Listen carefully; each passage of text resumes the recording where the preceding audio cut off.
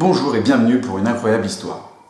Cette histoire s'intitule « De Français au Chili ». Les protagonistes que vous allez suivre sont frères et sœurs. Pour masquer leurs identités, nous les appellerons Cathy et Bruno. Ce sont leurs vrais prénoms. Du coup, leur identité est révélée. Du coup, zut.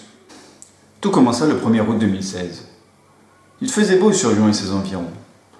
Les rayons du soleil chauffaient les petits et grands joueurs de Pokémon Go, alors que lui ne pouvait même pas y jouer. Il était forcément dégoûté. Mais je m'égare. Ils enfilèrent leur gros sac à dos, puis ils partirent pour l'aéroport, prendre l'avion qui les emmènerait vers une super méga top aventure. En direct du premier vol pour Madrid, première étape. On passera la nuit là-bas, comme ça vous en saurez plus après. Voilà. Ça va? Rien à dire. Comment s'est passé le décollage? Impeccable. Non, bah parfait. Lorsque l'avion de la fratrie atteignit la limite du ciel, ils voyagèrent en compagnie de Cumulonimbus, Altocumulus, Cirrostratus, mais aussi Dragibus, Erasmus et autres Diplodocus. Ils dépassèrent le lac de nuages, puis la chaîne des Pyrénées avec son fameux pic d'Aneto, culminant à 3404 mètres. Alors que le Mont Blanc monte à 4808 mètres. Tu fais moins le malin là, hein? Espèce de petit joueur.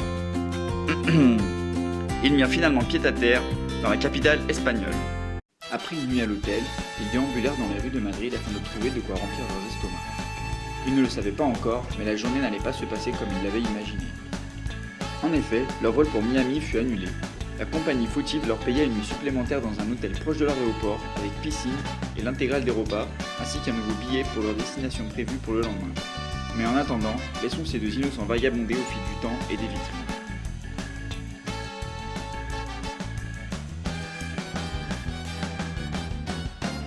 Nous voilà enfin arrivés pour le petit déjeuner. Voilà. Simple hein, et très Frenchy. Un jus d'orange, une pomme et un pain au chocolat. Ouais. Bon, rien de très spectaculaire pour moi non plus, voyez-vous.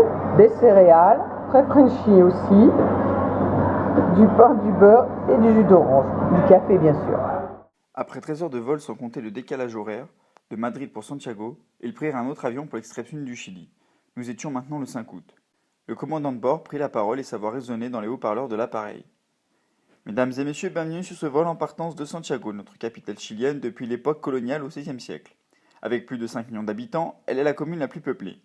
Pour Punta Arenas, ville portuaire du Chili dans le détroit de Magellan, capitale de la région de Magallanes et de l'Antarctique chilien. Sa population était d'un peu plus de 130 000 habitants en 2012. Elle est réputée comme étant la ville la plus australe du pays. Durant le décollage, nous vous prions d'attacher votre ceinture et de ne pas avoir peur. L'avion étant le moyen le plus sûr, vous n'avez aucune raison de paniquer. Lorsque nous aurons atteint la limite du ciel, vous pourrez admirer les superbes paysages que le Chili vous offre. En effet, avec la cordillère des Andes, nous avons assurément l'endroit le plus beau sur Terre, même si nous devons la partager avec nos voisins péruviens et argentins. Aussi vénézuéliens, colombiens, équatoriens, boliviens, mais je ne les mentionnerai pas. Tout le monde sait que c'est du côté chilien qu'elle est la plus belle. Nous avons aussi de merveilleux lacs. Le premier qui me vient en tête est le lac Chungara. Ses 21,5 km² sont situés à 4500 mètres d'altitude. Situé dans la région d'Arica et Parinacota, et non pas Panacota comme les Italiens le pensent. Chaque année, des millions de visiteurs viennent du quatre coins du monde, comme le monsieur avec sa caméra qui filme tout ce que je dis. Vous pensez que je ne vous voyais pas mais je vous surveille? Oui monsieur. Filmez bien tout, et montrez à tout plein de gens notre Amérique du Sud. Je veux dire juste le Chili, hein, pas tout le reste, juste Chili. C'est noté? Profitez encore du paysage car nous allons bientôt atterrir. Aussitôt dit, aussitôt fait. L'avion se posa et quelques temps après, ils se trouvèrent à Punta Arenas. Voilà, ça y est, on est à Punta Arenas. Alors bon, ça va? Bah nous, impeccable. On a une super vue, on est sur le point of view. Et on va vous montrer tout ça. Hop là, On se décale. Avec le soleil dans la tête, c'est génial. Je vois qu'il n'y a rien et je sais pas si vous voyez. Hop là. Non, mais on va bouger. Hein. Ils restèrent un long moment à admirer les toits colorés de la ville. Si Magellan l'a découvert et avait été le premier à traverser le jus étroit qu'il voyait au fond, ils se sentaient privilégiés à leur tour d'être des Européens et d'être venus voir ces eaux.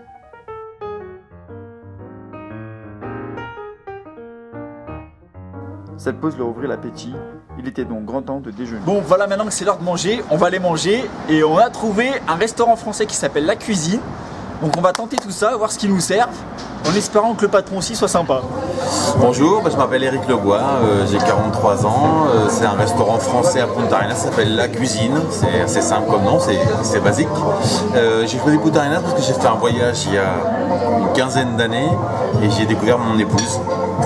Donc je suis resté là, on est reparti en France, on est revenu, on est reparti, on est revenu, puis finalement on est resté là. Voilà. D'accord, parfait. Et vous êtes d'où en France? Moi je suis du Loiret, à côté de Montargis, les pralines Mazet. D'accord, Une parfait. belle région inondée, mais c'est une belle région. D'accord. Bah, merci beaucoup. Puis Merci la à cuisine vous. était très bonne. Ah, c'est très gentil. Eh bien, au revoir. Merci, au revoir. Dernière balade dans Punta Arenas avant le départ pour Puerto Natales. Donc là, on va direction musée, parce que la frangine, elle voulait voir un musée spécial. Alors, celle qui peut vous en parler. Alors, a priori, c'est le musée c'est un musée qui retrace un petit peu l'arrivée française et qui parle de Magellan. Voilà. Donc c'est parti. Donc me voici donc devant l'entrée de l'hôtel, donc il est gratuit, donc c'est parti, on va en profiter. J'ai mis les chaussures qui vont bien, ultra sophistiquées. Et c'est parti pour la visite. Là c'est le studio d'époque en fait, avec le lit et le salon tout mélangé. Ouais, en fait, c'est surtout tout français en fait, on y voit. Ouais. Surtout dans la salle de bain avec le bidet, ça fait très français ça. C'est l'époque en fait qui était quand les Français sont arrivés en fait. Il y avait vraiment des objets qui étaient réunis à l'arrivée des Français et que du coup ça retrace un petit peu comment étaient les Français à l'époque en fait, comment ils vivaient. Et quelle était Mais à l'époque, leur, c'est-à-dire quelle année? 19e siècle, 19e me siècle, semble-t-il. d'accord. Faudra que je regarde, mais je vérifie quand même. D'ailleurs si, parce que c'est de 1800. Alors, on retourne une info en avant-première. On était sur Louis XV, tu vois. 19e siècle, c'est bien ça. Bon bah Louis XV, hein, si tu nous entends, big up à toi.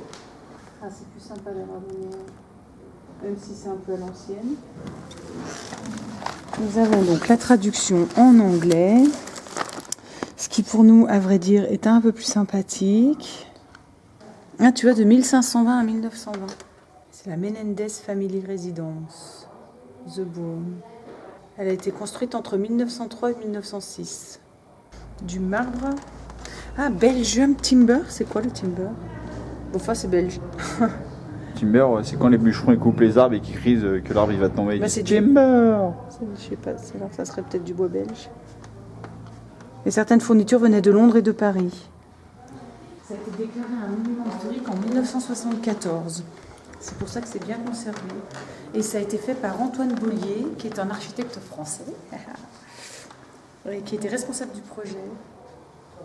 La décoration était sous la responsabilité d'un Italien, M.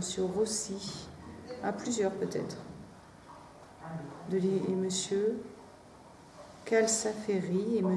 Rogolini. Ah bon, bah d'accord. C'était nombreux quand même. Hein. Et ça ressemblait aux maisons méditerranéennes, a priori. Et que les vitres, les fenêtres, enfin c'est pas vraiment glacé, c'est les vitres, étaient adaptées au climat de la région. Alors ça servait effectivement de chambre, on a vu le billard, mais aussi de réception. Et puis de là où on dînait, et puis de chambre, on l'aurait compris, hein, parce qu'il y a une chambre, une salle de billard et une salle de réception.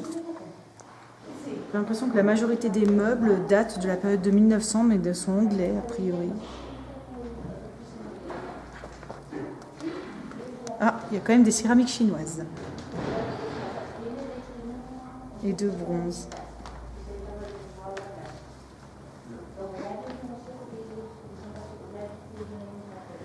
Par contre, on est toujours dans la salle principale. C'est ça, de ça dont on parle. De cette salle principale. Donc là, ils ont fermé deux chambres en fait. Où étaient représentés.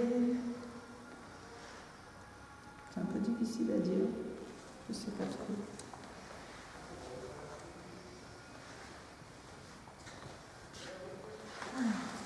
Plus C'est une salle des armes, a priori. Attends, elle m'a dit que ça c'était ouvert. Et on est où? On est là, je pense. Et regardez, il y a des vins. Alors, j'arrive à montrer. Je prends une photo.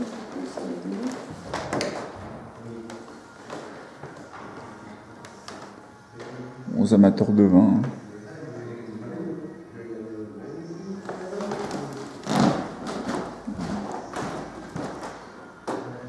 Réserve 1923 quand même, ça fait pas semblant.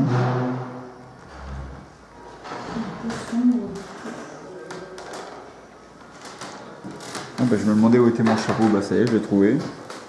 Où était quoi? Mon chapeau? Ah,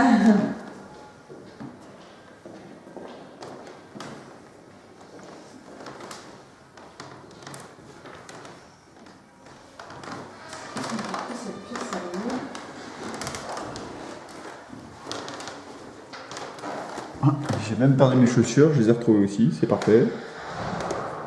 Ah, ça a l'air d'être la salle des armes. Ah non, on voit pas le pistolet. Bah il y en a un gros là, c'est pas lui. Il mesure 12 000 km de long, mais... Non, c'était pas lui qui nous a montré. Voilà. Et moi, je parle de ça, dans cette vitrine-là. Et la pièce d'à côté. Ça, c'était la Ah, ça parle français. Voyage d'un naturaliste. Voilà, c'est la période d'exploration. Autour du monde. C'est toute la période d'exploration, en fait. C'est à bord du navire le Beagle de 1831 à 1836, pardon. Paris, bah vous voyez, là, Parisien représente, hein. Un big up à vous. En fait, le succès de cette expédition, en fait, a fait que beaucoup de... a incité les Indiens à partir, a priori, de ce que je lis. Toutes les expéditions d'Atlantique, même d'Amérique du Sud, avec les différentes dates et le nom des bateaux, il me semble. Un bateau en 3 dimensions.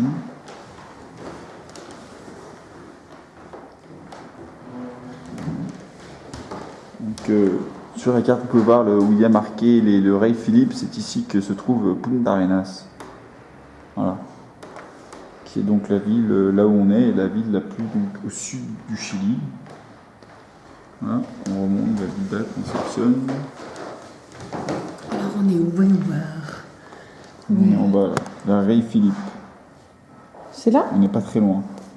Incroyable, comme on est loin. En bas. Parce que là, en fait, il y a toutes les autres villes, donc je suppose que ça ne doit être pas très loin. Il y a une ville qui s'appelle Rey Philippe, en tout cas, on ne doit pas être très loin.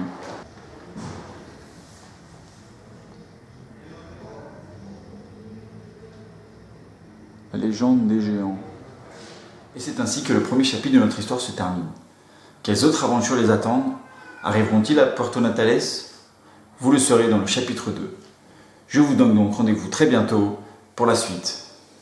Au revoir, amis lecteurs.